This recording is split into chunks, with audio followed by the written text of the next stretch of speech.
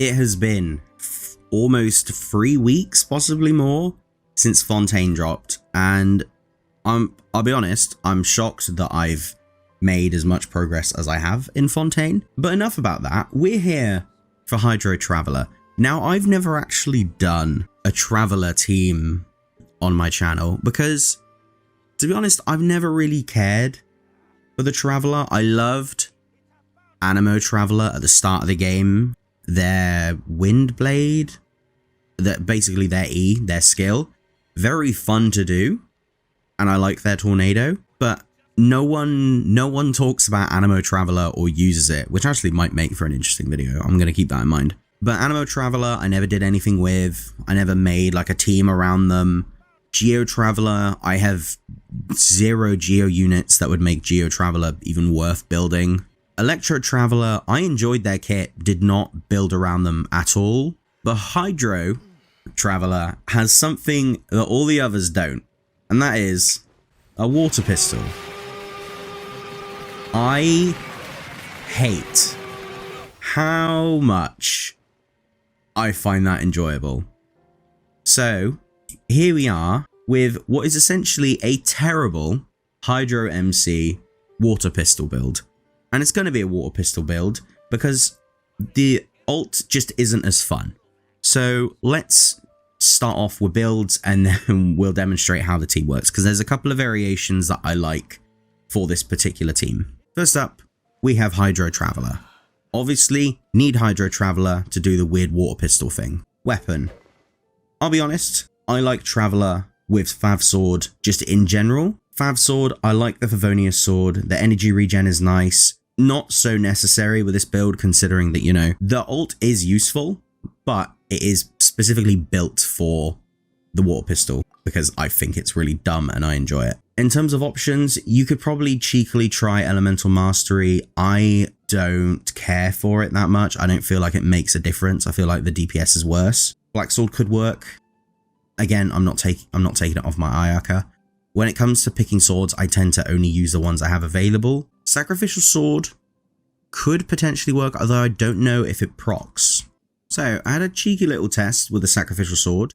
It does work as you would expect. So even if you do fire your little water droplet pistols everywhere, it can reset, but only after you've let go of E. So Sacrificial Sword, I think, is honestly a really good option. The energy recharge is a bit much. The fact that you can, you know, you can fire your water pistol more often is really, really fun and cheesy, and is honestly probably better than Favonius Sword. Yeah, I would definitely say Sacrificial Sword is better than Fav Sword in this instance. Unfortunately, Jingcho has my Sacrificial Sword, and he's going to have to live with it forever. So I'm just going to have to build this one up. He does scale with HP, but I don't have any single swords that scale with HP percent, and I don't know of any off the top of my head that do currently. So if another option is just to get a HP percent scaling sword, but again, I can't think of a single one in the game that actually does scale off HP percent. That's a problem for another day. Artifacts. Now, there's a couple of ways you can go with this one. You can go full Hydro. You could go full Heart of the Depth, which admittedly is probably a terrible set for Hydro Traveler because you're just not going to be normal attacking and charge attacking.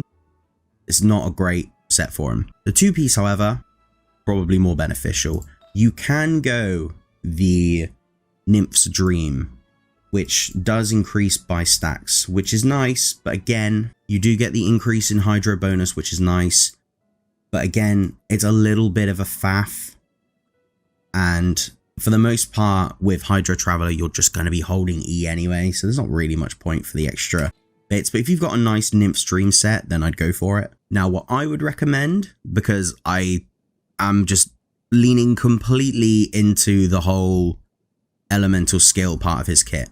His Q is good and seems half decent in terms of damage and whatnot, but the whole point of the build is that you fire your finger like a little water pistol, and it's really funny and daft and weirdly enjoyable.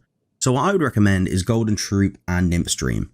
You could also use Nymph's Dream and Heart of the Depth to get the 2 Hydro damage percentage, I kind of like the oddness that comes with it just increasing elemental skill damage by 20%. But in theory, 2-piece Heart of Depth and 2-piece Nymph Stream is just as solid. I'm currently farming this dungeon anyway, so I thought I'd throw it in and give it a go. I like it, I don't mind it. So I like that, but again, you can just do the 2-piece for the Hydro. It's fine. It's not a massive deal. As long as you're going Hydro damage, it should be fine. You could also potentially scale with HP %, but I think you're better off with either elemental skill damage or Hydro damage in this instance. So here's his flower. It's actually not bad. They're mostly rolled into HP, which for a Hydro Traveler you want, he scales off of HP % for his water droplets, because that's how he's been designed. This isn't terrible, nice attack %, crit damage is pretty decent. HP %, it's not amazing, it does the job, I just needed something at full level basically. This is okay, the crit rate's nice, the defense is terrible, the attack is okay. The HP % though, very nice considering that he scales off of HP. This is, I don't want to talk about this.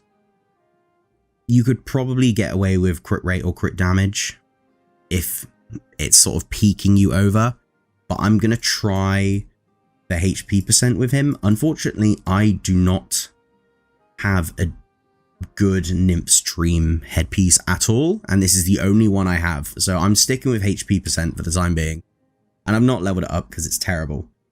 But again, I say this in pretty much all of my build videos. I never build my characters 100%. I build them to a point where I'm happy enough to use them. And as far as he stands, I'm happy enough to use him. Currently, he is C2. Thankfully, with Traveler, you don't need to, worry about constellations because you will eventually get them. So this is nice. This is a great improvement to his ult, but unfortunately for the main gimmick of the build, it doesn't really matter. In terms of talents, basic attack, not touching.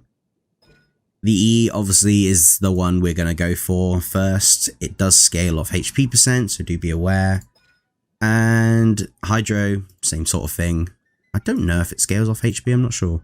It doesn't look like it scales off of HP, whereas the Dewdrops do. Either way, ult is secondary. If you're going to build Dendro Traveler anyway, you might as well keep this up with the E. That's Hydro Traveler in a nutshell. He's not particularly well built. None of my characters ever truly are. I mean, we're going to get into that when we find my Kaya. Kaya is currently stuck with an Iron Sting. I'll be honest, Kaya pretty much just does EM stuff all the time. You could also get away with something with energy recharge. But I had a free Iron Sting lying around. I thought I'd make some use out of it. And Kaya, with most of the teams, he's always doing reactions, so I thought a bit of an EM. Bit of EM couldn't hurt. For Kaya, we got Blizzard Strayer. Pretty simple, standard 4-piece Blizzard Strayer. Nothing too complicated. The pieces aren't particularly amazing. They never are, to be honest with me. They just sort of get the job done. EM Cup for that extra... for the extra reactions, cryo damage because cryo damage, and then crit rate because he didn't have much crit rate in general. I don't actually know what his stats are.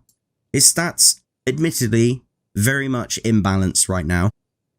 Probably don't need this much crit, especially with it being Blizzard Strayer and the cryo resonance, and with Rosaria being on the team, that's way too much crit. I've just not fixed him up yet though. He's not great. But he does what he does. Kaya is C6. I don't know how I got him to C6, but he's C6. Thankfully with Kaya, you don't really need any of his constellations, but the more you have, the better he performs. For him, I only have his ult leveled. Specifically, not even just for this team. You can definitely level up his skill as well, but for the most part, just the ult is the only thing that's going to matter. Next up, we have Kazhar. Now, Kazhar I use in so many teams. He is very good. He's very solid. If you do not have Kazhar and you want an Animo unit, because I will be alternating on a couple of teams, you can just use someone like Sucrose. There's always an alternative for Animo, which is great. If you don't have Kazhar, use Sucrose. It's fine. For him, we also have the Iron Sting. Dark Iron Sword, also an option. EM for Kazhar, always a solid set. Iridescent Venera, it's pretty much the go-to Animo set. Everyone knows what it is at this point. Not too bad. Not too bad. Not too bad. I'd recommend EM because, you know, Animo, EM, never hurts. Animo Damage Cup, honestly, surprising I ever got one as half decent as that. I probably never will again. And then EM. This is not a good one, but I do not farm Viridescent Venera. I don't know why, because I love having Kazhar in pretty much every team, but I just don't farm it very often, so this is what he's got. Constellations, he's C0. I don't constellate 5 stars. In terms of talents, he's 777. With Kazhar, you pretty much need to level up everything equally, because this is linked to his plunging attack, which is created once he goes up into the air with this one, and then obviously his ult is fantastic. Kazhar is a fantastic character to have on the team. Again, you don't need to have him. If you need another Animo character, you can. There is also a free-to-play variant of this team, which I will be demonstrating, because originally I didn't have him in the team, and I had a completely different team to the one I have now, and I will demonstrate that shortly. Next up is Rosaria. Rosaria is a character I absolutely adore to have on my team. She's so fun to play, and I do not have any teams that Rosaria currently uses other than this one. I just love having Rosaria on the team. Unfortunately, again, she's not particularly well built. She does the job, but she's not great in terms of build. I like Favonius Lance on her just because she gets that energy regen. You want her ult down pretty much as possible, and she has so much energy recharge on her kit, pretty much gets her ult back after 1 or 2 uses of her E at this point. In terms of her build, we got the 2-piece. I don't know why I'm doing 2-piece. I think this is some weird hybrid build I've concocted for Rosaria. I think you could either go for Blizzard Straya, or you could go for Noblesse Oblige and get that Noblesse Oblige buff. I think that could work. To be honest, I don't know why I've got a 2-piece on Rosaria. I've kind of made her like a hybrid build by accident. But she is what she is. I'm not changing it. I like how she plays. I'm fairly happy with her damage numbers. Again, her stats aren't particularly impressive. Crit rate might be slightly unnecessary, but again, she's where she is. She's C2. I would love to have more constellations with her. And for this, we have 166. Her E doesn't need to be that high, but if you want a little bit of extra damage, it doesn't hurt. Her ult is where it is at. Her ult is phenomenal. Love her ult because it increases crit rate, which is absolutely lovely. And then because you have Cryo Resonance, you also get more crit rate. This is why I love these two on the team, or Rosaria and one other Cryo unit. So that is an overview of the team. There are a couple of ways you can build the team. This is one way. This way I find does more damage than some of the other water pistol teams I've devised. This is a team I quite like. It has much more survivability. It has a decent amount of damage output with the addition of Kokomi's clam set. I can't remember the name of the set now. The one that creates the bubble whenever you do healing. And then you have the benefit of Layla, you know, always shielding you. I like this team. It's a lot of fun. It is just full on freeze all the time. There's no escape. It's lovely. It's fun. The damage output, not the highest. It's also not particularly free to play because Kokomi doesn't come out very often. But it is a lot of fun. I like the team. Alternatively, you can have Kazhar instead. Animo characters are always a great flex slot. You still have Layla for the protection. I like Layla. Layla's a lot of fun. I like her on the team. If you don't have Kazhar, you can instead use Bennett for the Benny Boy buff. Bennett, not a character I like having on teams. I just find him so boring. Just having a character that doesn't do damage but just increases your damage, I find very sort of boring personally, but that's just me. I think it's because I've played with Bennett for far too long. He just gets a bit dull. Mona is an option. I mean, Mona's great at doing the same sort of thing as Bennett does, just in a different way. She helps you do a ton of damage, which is lovely. Again, I'm not a fan of her playstyle. If you wanted a free-to-play Animo option, Sucrose. You know, Sucrose is always a great option. You'd also probably get away with Farazan.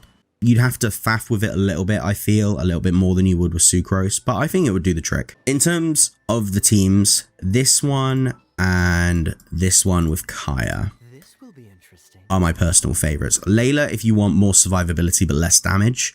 Kaya, little bit more risk, but a lot more damage if you've built him correctly, of which I haven't really. But enough talk, let's demonstrate how stupid yet enjoyable the team is. So the team, you can pretty much start it however you want. Kazhar always works.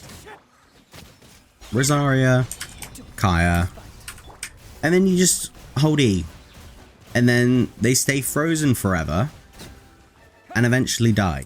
So that is the bare minimum of how you play the team. Now, as you can probably see, in terms of damage, it is not the best build in the world, but I'm not here for the best damage. I'm here to just free stuff with a water pistol. So if you're looking for a team that does some Spiral Abyss 12 free levels of massive damage, you've come to the wrong place, I'm afraid. If you're looking for just a stupid freeze team, or you looked at Hydro Traveler and went, that looks weirdly fun, here you are. I hope you enjoy it, because I can assure you, I certainly am. And the best part about the team is you can make it really free to play. If you get rid of Kazhar, add someone like Sucrose, the team is pretty much entirely free.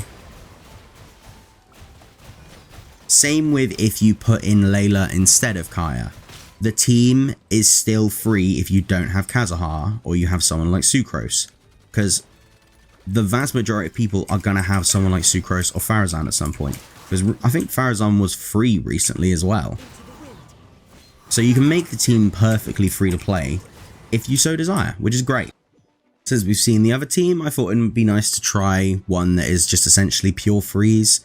Again, you do lose, I feel, a significant amount of damage with this one. Even if you just swapped out Layla for Kaya for Layla, you would still lose a fair amount of damage because Kaya just does do a solid amount. But this team is if you want to just never die, which I think is, you know, pretty cool.